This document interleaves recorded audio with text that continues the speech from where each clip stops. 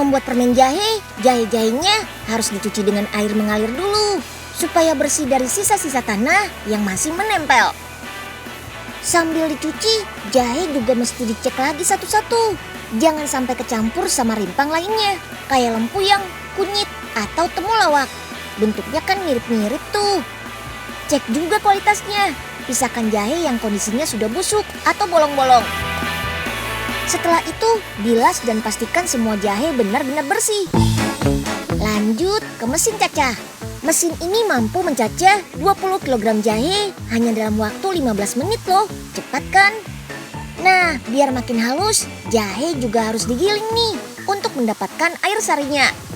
Jahe memang harus digiling sampai halus begini.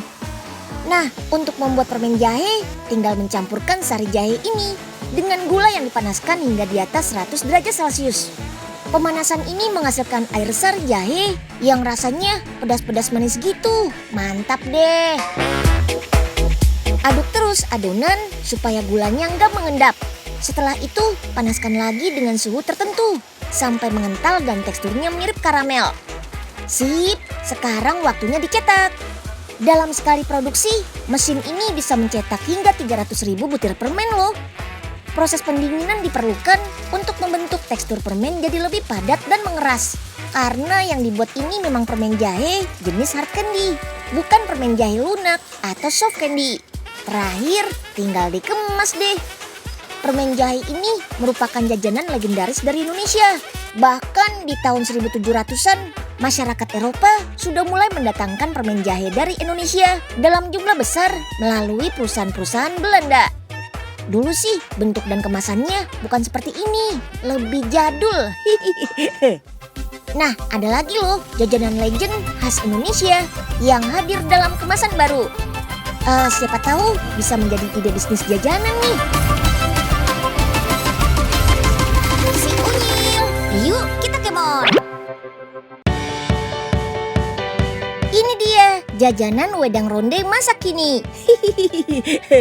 Bentuknya imut-imut banget. Mulai dari karakter kartun favorit sampai bentuk buah-buahan. Dan masih banyak lagi. Meski bentuknya kekinian, isiannya tetap sama kok. Yuk langsung intip dapurnya. Bahan-bahannya sederhana. Kita hanya membutuhkan tepung beras ketan, gula halus, air dan minyak. Campurkan semua adonan. Uleni sampai adonannya moist, menyatu atau tidak patah. Kalau tekstur adonannya sudah pas, tinggal dibentuk deh. Kali ini bentuknya nggak cuma bulat saja, tapi bebas sesuai karakter yang diinginkan. Bisa dibilang ini bagian yang paling sulitnya, tapi kalau sudah terbiasa sih lebih cepat membentuknya.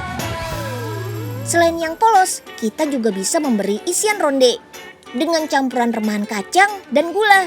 Tapi adonan yang ada isinya biasanya lebih berair. Jadi membulatkannya harus ekstra hati-hati ya. Biasanya ronde identik dengan warna pink, putih, dan hijau. Kali ini kita bebas menambahkan sentuhan warna-warni lainnya kok. Tenang saja, karena pewarna powder ini berasal dari bahan alami. Seperti kuning dari kunyit, merah dari angkak, charcoal, hijau dari maca atau pandan, oranye dari wortel atau labu, biru dari bunga telang atau spirulina, dan ungu dari ubi ungu. Oke deh, ini dia hasil ronde karakternya. Wih, keren. Ada karakter Unyil dan kawan-kawan juga. Kan kalau gini jadi sayang buat dimakan. Sebelum dihidangkan, ronde karakter ini harus kita rebus terlebih dahulu. Kalau sudah mengapung semua, itu tandanya sudah matang. Nah, kalau teman-teman tidak mau langsung menyantapnya, bisa juga dibekukan loh. Dalam keadaan frozen, ronde karakter ini bisa tahan sampai 2 minggu. Oke deh, sekarang kita buat kuahnya. Pakai campuran jahe, serai, kayu manis, dan pandan. Selain itu, ada juga gula merah cair untuk menambah rasa manisnya. Kuah dengan rempah jahe ini memberikan rasa hangat yang menyelimuti tubuh. Dan zat fenolik yang terkandung dalam jahe mampu melancarkan pencernaan kita. Paling nikmat disantap saat udara dingin. Apalagi bentuknya sudah semakin bervariasi gini nih. Anak-anak yang gak terlalu doyan sama rasa pedas jahe dijamin pengen deh.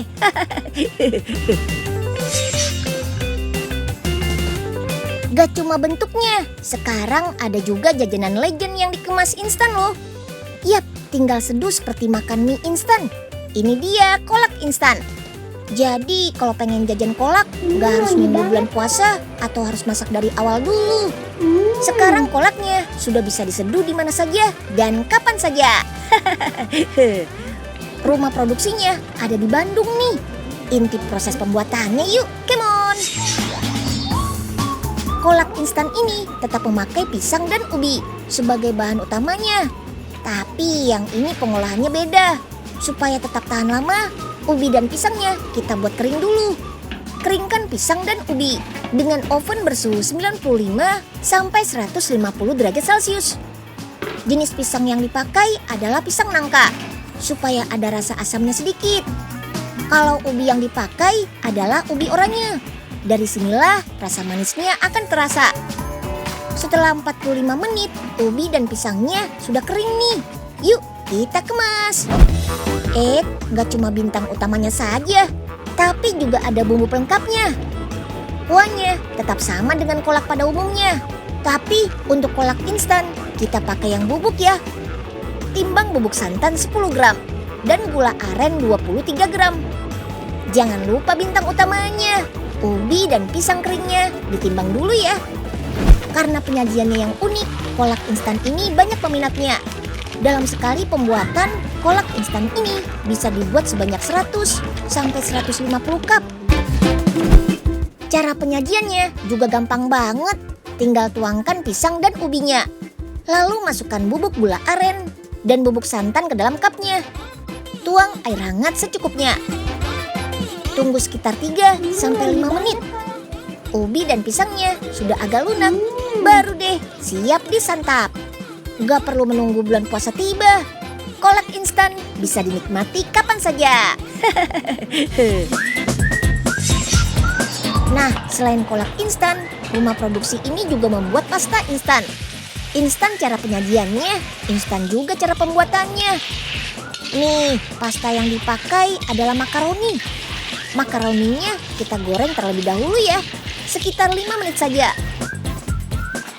Lanjut ditiriskan di mesin spinner untuk menghilangkan kadar minyaknya. Proses ini berlangsung selama 3 sampai 5 jam. Jadi makaroninya akan lebih kering dan bisa tahan lama. Lanjut dinginkan makaroninya terlebih dahulu, baru deh bisa dikemas. Jangan lupa kemas juga pelengkapnya. Timbang daging nabati yang berasal dari sari tempe sebanyak 50 gram. Selain itu, ada juga minyak, bubuk cabai, dan bumbu keju. Oke, setelah semua bumbu dan makaroni dikemas, masukkan deh ke dalam cup. Untuk pasta instan, rumah produksi ini bisa menghasilkan sekitar 100 sampai 300 cup. Cara penyajiannya sama dengan mie goreng instan. Makaroninya direndam air hangat selama 3 menit. Kalau makaroninya sudah lunak dan mengembang, airnya kita buang deh. Terus kasih minyak, bumbu keju, dan buat yang suka pedas bisa tambahkan juga bubuk cabainya. Jajanan instan gini memang jadi penyelamat saat perut lapar. Tapi meskipun enak dan mudah disajikan, konsumsi jajanan kayak gini harus tetap diimbangi dengan makanan berat dan asupan bergizi lainnya ya. Jangan kasihkan ngemil terus.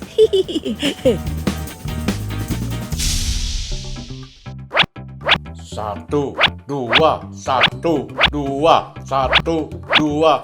Widih, Aoga, tumben amat olahraga pagi-pagi gini. Tapi ngitungnya kok nggak beres-beres, Pak. Cuma 1-2 doang. Kan buat gerakan olahraga, Mbul. Kalau sampai 100, dikira mencongak kali, Mbul. Nah, kalau gitu Embul punya tawaran spesial, Pak. Gimana kalau Pak Ogah olahraga di rumah Embul aja, Pak? Boleh, siapa takut. Tapi gope dulu dong. Ya ampun, Pak. Ini kan juga buat kesehatan Pak Ogah. Hah? Olahraga apaan, Bul?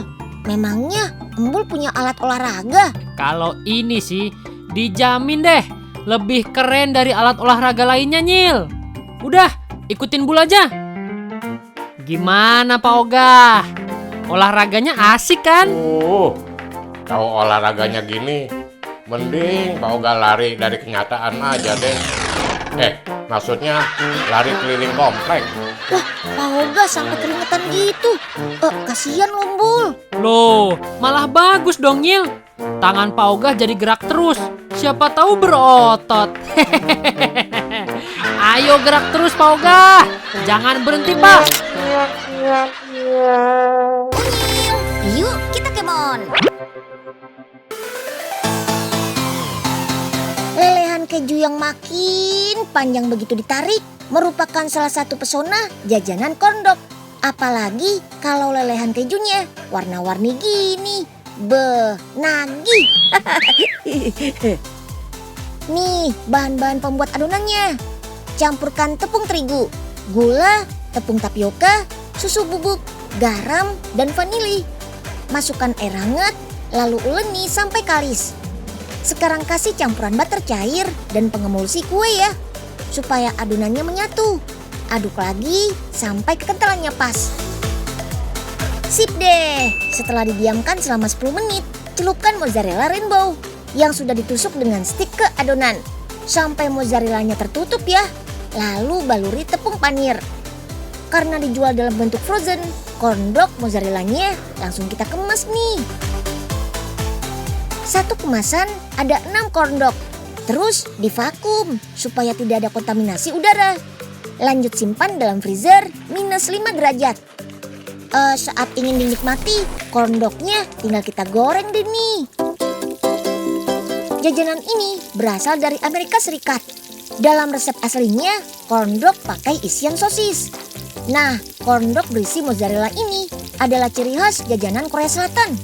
Yang suka nonton drakor pasti tahu deh. Tapi mozzarella rainbow yang dipakai buat bikin kondok bukan dari Korea Selatan ya. Ini asli buatan Lembang, Jawa Barat loh.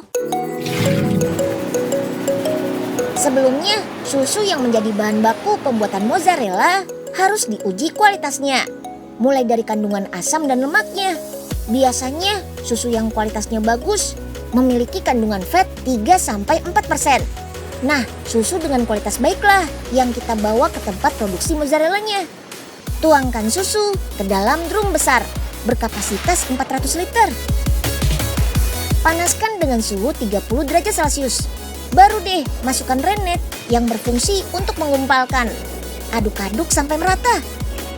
Nih, setelah 2-4 jam dimasak, hasilnya akan menggumpal seperti ini. Potong menjadi kotak-kotak. Ada 2 kali pemotongan per 10 menitnya. Setelah semua keju terserap, baru deh dipanaskan dengan suhu 37 derajat Celcius. Tuh, semakin terlihat kan? Curd dan keju sudah terpisah dengan airway. Nah, kalau warna airway-nya kuning seperti ini, menandakan kejunya sudah bagus nih. Oke, sip. Setelah dipanaskan, diamkan selama 5 menit. Terus saring kejunya. Lanjut fermentasi selama 2 jam. Kalau sudah kering, taburi garam laut yang tidak mengandung yodium agar bakteri baik dalam keju tetap terjaga. Sekarang masukkan ke mesin stretching bersuhu 95 derajat Celcius untuk menyatukan dan melenturkan keju mozzarellanya selama 45 menit.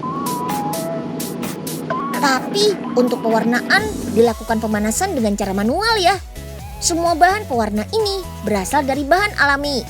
Ungu dari buah naga, kuning dari kunyit, merah dari buah bit, dan biru dari bunga telang. Oke, sip. Semua warna sudah jadi nih. Dinginkan terlebih dahulu. Kalau sudah beku, potong menjadi 6 bagian. Terus tinggal dikemas per balok mozzarellanya. 1 balok ini kurang lebih 1 kilogram. Di balik lelehannya yang bikin ngiler, mozzarella juga memiliki lemak tidak jenuh yang sehat. Seperti omega 3 dan 6. Juga kandungan lain yang memberi manfaat baik bagi kesehatan. Tapi konsumsi dalam jumlah wajar ya teman-teman.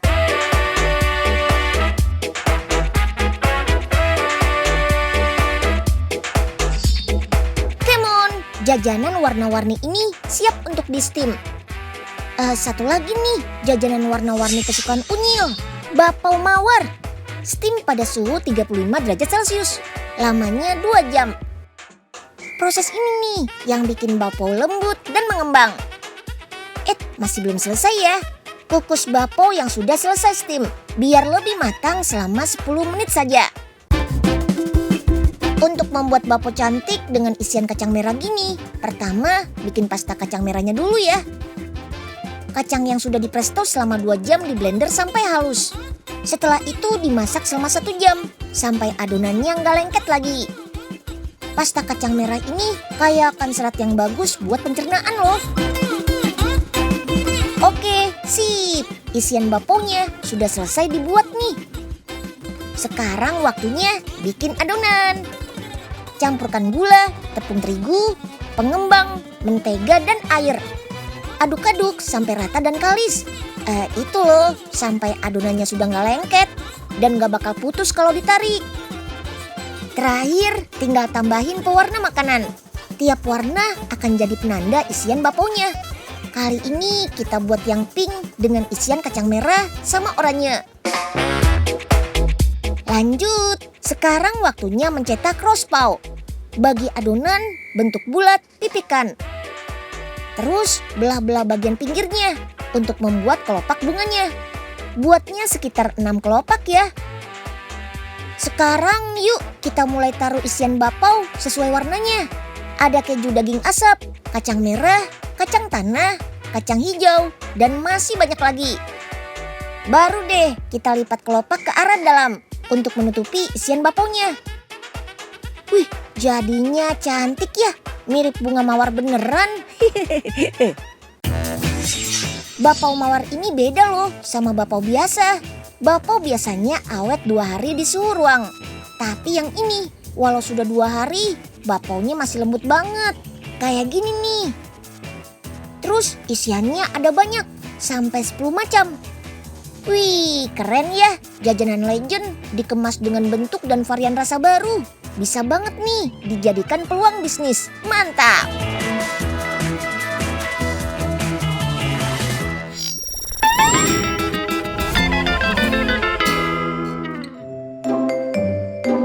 Nah, ayo Poga. Unyil sudah siap nih bantu bikin kuenya. Pas banget nih Den Unyil datang. Ini Poga baru beres ngulemin adonan. Ih, Pak, kok ada kotoran sih di adonannya? Kan kalau mau jualan makanan itu harus bersih tau Pak. Ya ampun Den, Poga hilaf. Gimana dong ini? Wih, pagi-pagi gini Unyil sama Pak Oga udah sibuk aja. Ini Kak, Pak Oga kan mau jualan kue, tapi ada kotoran tuh di adonannya. Wah, kalau mau jualan makanan, selain rasa dan tampilannya, kebersihannya juga harus diperhatikan, Pak. Kebersihan peralatan masak dan meja dapur yang akan digunakan itu penting loh. Semprotkan cairan pembersih meja dan lap sampai permukaannya bersih dulu. Jangan lupa perlengkapan lain seperti masker, apron, dan supaya tidak ada rambut yang jatuh ke makanan, sebaiknya rambut diikat atau bisa menggunakan hair cap. Terus sebelum beraktivitas dan menyiapkan bahan makanan, petugas wajib cuci tangan dengan sabun di air mengalir. Terakhir, gunakan sarung tangan, tapi nggak bisa digunakan seterusnya ya. Sarung tangan harus diganti setiap berpindah ke proses masak berikutnya. Dan tetap ya, harus cuci tangan lagi. Waduh, Pak Oga salah banget ini.